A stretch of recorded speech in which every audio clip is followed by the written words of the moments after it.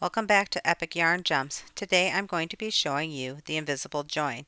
I've used this method in a couple of my projects, so I wanted to do a video for you.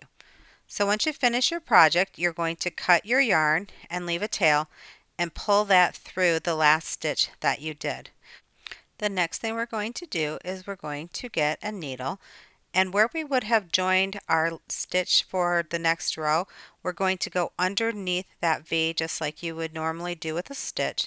But what you're going to do different here is in the stitch that you came out of, you're going to go right through the center of that stitch and come out the bottom and pull your yarn tail in through the back. So as you can see, it looks like a stitch, but it's a little elongated.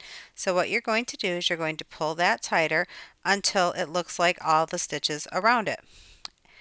And you can see that that does look like the stitches around it. And then the last thing you're going to do is you are going to weave in that tail, and that is the invisible join.